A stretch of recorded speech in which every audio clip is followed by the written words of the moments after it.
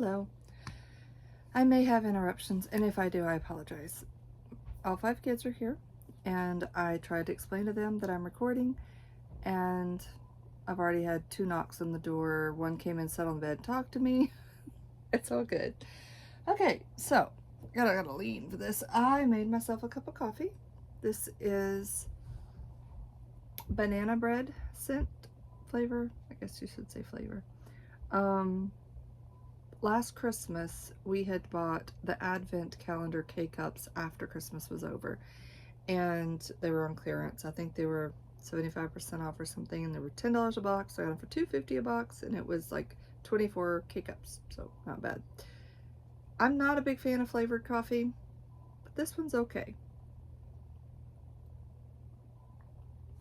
It's good. So, I might have to reach for it. I'm sitting on my bed and you're on a box, so it might wobble a little, but here we go.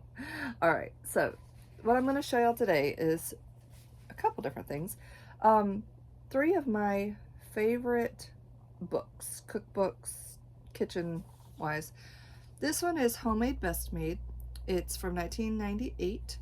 I have probably had it since the very early 2000s. Imagine I got it at a thrift store. I'm not sure. My mom might have even had it, and I might have taken it because she didn't want it anymore. It is full of all kinds of goodies. In fact, let me just kind of go through some of what it has. All right. It has all kinds of things like pickles and chutneys, sauces, breads, muffins, tarts, drinks, all kinds of things. That's just the first section. And then it has a lot of around the home renovation tips and tricks. Looking good and feeling good, total body treatments, scrubs, lip balms, lotions, those kind of things. Just a lot of informational things. When I first got married, there was so much in this that I used.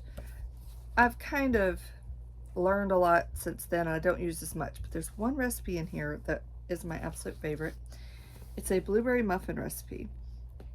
Now, when I made this, we'd probably been married about a year, and I learned something about this recipe. You keep about 2 tablespoons of sugar separately, and when you make your muffins, sprinkle just a little bit of sugar on each muffin before you bake it. I'd never heard of that. It gives it a crispy topping on it, and now I rarely make muffins that I don't sprinkle a little bit of sugar on top. So that's been a favorite. But there's also urban bacon muffins, there's scones, there's just all kinds of stuff. Here's one that's really fun. Catch the sun with falling leaves. Make your own, what are they called? The glass with the window. Let me just show you the picture. Sun catchers, that's the word. So, I guess catch the sun. I should have thought sun catcher, but it left my mind. But a lot of things like that you can do. And although I've never really done a lot of these with my kids, the more I look at this, the more I think maybe we will. There's some Christmassy things, different holidays. So this is the first one. It's Reader's Digest, Homemade Best Made. And I really like that and recommend that. Okay, the second one is the $5 Dinner Mom cookbook, Erin Chase. She has her own website. She's told her story. You can look her up. It's very informative. She is a mom of several boys, but she made it a mission to have her meals cost $5 or less per meal for her family. Now, with inflation, other things, it's not $5 for most of these meals anymore, but they're still pretty reasonable.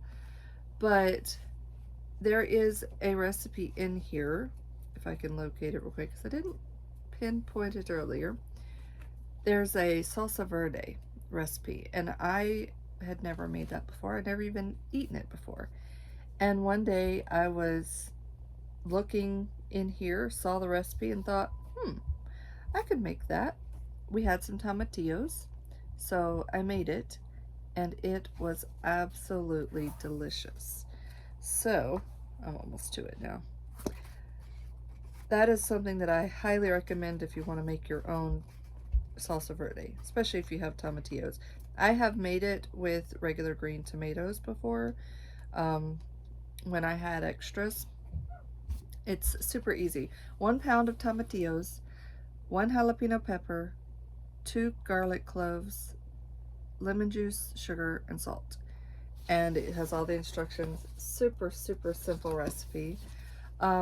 There are a lot of just really, um, really good recipes in here. And I will say, I've only tried one recipe in this that we absolutely will never make again. It was a cinnamon chicken recipe, and it was a big fail. And I don't know if it was just me or what, but it was awful. So that's the only recipe I can say that I would not try out of this. Everything else we have tried, the soups. Oh, there's a, I think she has a garlic honey chicken in here that was amazing. And that is actually one that we make quite often throughout the fall, usually, because it's a good crock pot recipe. But I think she has that one in here. Now I've got to look to see. And of course I can't find it. Sure thought it was in this book. Maybe not. But if you ever do want to make something really, really good, garlic honey chicken is really, really good. And I thought for sure it was in this book, but I do not see it. I see a honey lime chicken in here. Anyway, it's a very, very helpful, especially has a lot of vegetables in the recipes, and that's a good one. All right, next, my favorite ever. I have 2 copies because they do fall apart really easily. And my first one completely fell apart, and I have it in there in my cabinet in the back, but I ordered a new one because I didn't want to lose all the pages. Dining on a Dime. This cookbook has been a lifesaver for me, especially when we were really, really pinching pennies and just struggling financially. This cookbook saved me so many times when I needed a cookbook and I needed a recipe for something. Sorry, I'm shaking this thing. There are recipes for just about anything you can think of. There's just all kinds of stuff. And we have loved this one. I have made probably over half the recipes in this at one point or another over the last 10 years or so. And this paper's falling out at me. Highly, highly recommend. It's a little pricey, but it's worth the price because it saves you in the long run. There's a lot of recipes in here for things like mixes, so if you want to make your own seasoning blends, things like that, highly recommend. So those are my recommendations there. And I'm working on my cross stitch. It's called Cross of Crosses. I've done a little bit. I'd gotten a good bit done, a little portion of it done the other day, but I've been working on it steadily, one little bit more at a time. And my kids start back to school next week, so we will be doing all the back to school things. This week we have parent-teacher meeting one night. We have just last minute stuff that has to be done. We'll probably take a little trip out of town this weekend to get the last minute things that we don't have. But all 5 kids go to school this year, and I'm trying to decide what I'm going to do with myself. I know one project that I want to do, and I will share when I get ready to do it, is I'm going to make tie aprons. You take dress ties, old dress ties, and you can make an apron out of them. Take the shape of them, sew them all together. There's a whole process, but I've never done it. I've seen pictures, and they're so adorable. So I decided that I want to do that. So I've got ties. I've got a bunch of ties, and I'm going to start when the kids get back to school. It's probably not the first day, maybe not the second day, but before the end of the first week, I'm going to get my sewing machine out, get set up, and start some sewing. Um, I'm also going to be hopefully doing some more baking for selling. So I've got some ideas of stuff that I want to do, and it'll give me plenty of content for YouTube. So hope y'all have a wonderful, wonderful day. Thanks for joining me.